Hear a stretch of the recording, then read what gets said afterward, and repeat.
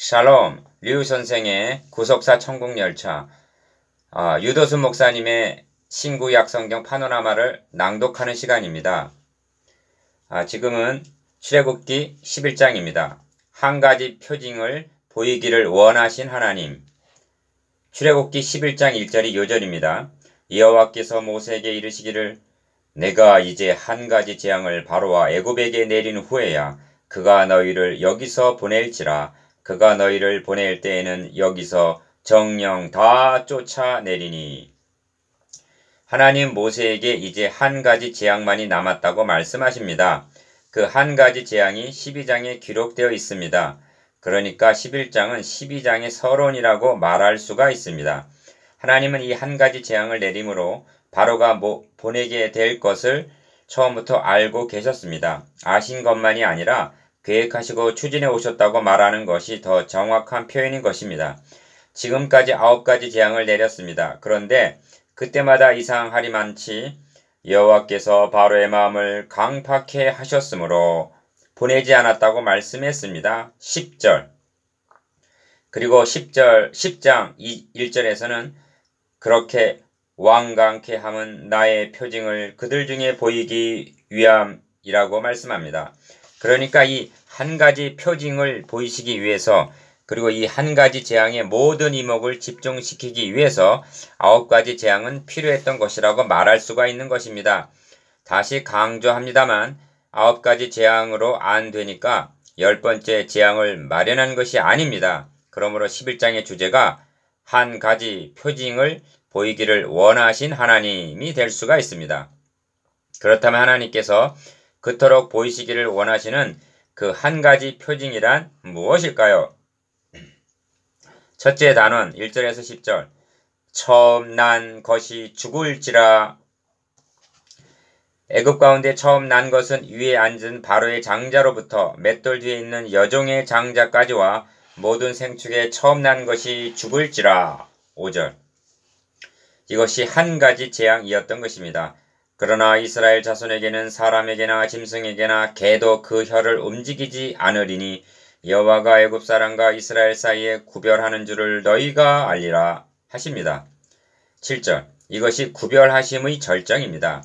다른 재앙 때 구별하심을 받았다 하여도 유월절의 밤에 구별하심을 받지 못한다면 무익한 것입니다. 반대로 다른 물질이나 축복에 구별하심을 받지 못했다 하여도 구속하여 내 백성을 삼고 하심에 구별하심을 받을 수만 있다면 우리도 하박국 선지자처럼 말할 수가 있는 것입니다. 비록 무화과 나무가 무성치 못하며 포도나무에 열매가 없으며 감람나무에 소출이 없으며 밭에 식물이 없으며 우리의 양이 없으며 외양간에 소가 없을지라도 나는 여호와를 인하여 즐거워하며 나의 구원의 하나님을 인하여 기뻐하리로다. 하박국서 3장 17절에서 18절.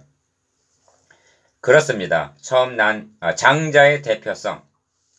그렇다면 처음 난 것, 즉 장자를 심판하신다는 의미가 무엇인가 하는 물음이 제기됩니다. 5절.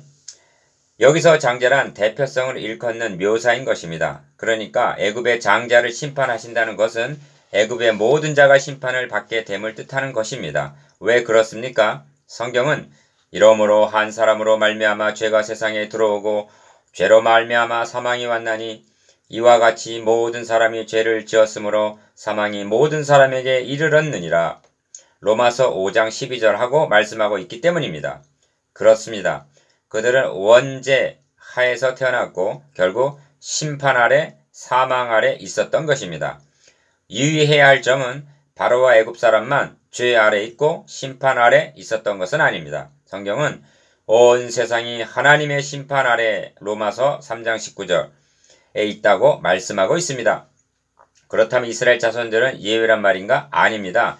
성경은 말씀하기를 그러면 어떠하뇨? 우리는 나오뇨? 결코 아니라 유대인이나 헬라인이나 다 죄 아래 있다고 우리가 이미 선언하였느니라. 로마서 3장 9절이라고 말씀합니다. 장자를 치는 심판은 온 세상이 죄 아래 있고 그리하여 온 세상이 하나님의 심판 아래 있음을 상징적으로 보여주고 있습니다. 그러나 여호와가 애굽 사람과 이스라엘 사이에 구별하는 줄을 너희가 알리라. 7절라고 하십니다. 그렇다면 무엇으로 구별하시는가? 이는 사화를 좌우하는 구별인 것입니다. 구별함을 받지 못한 자는 바로의 장자로부터 맷돌 뒤에 있는 여종의 장자까지 다 죽임을 당했으나 구별함을 받은 이스라엘은 사람에게나 짐승에게나 개도 그 혀를 움직이지 않으리니 하고 안전히 보호되었기 때문입니다. 그렇다면 무엇이 이토록 생과 사를 구별하여 놓았단 말인가? 출애굽기는 이 한 가지 표정을 보여주기 위해서 기록되었다 해도 과언이 아닌 것입니다. 이를 계시하기 위하여 여호와께서 바로의 마음을 강팍해 하셨으므로 그가 이스라엘 자손을 그 나라에서 보내지 아니하였더라. 10절이라고 말씀하고 있는 것입니다. 다음 장에서는 하나님께서 그토록 보여주시기를 원하시는 그 한 가지 표징을 보게 될 것입니다.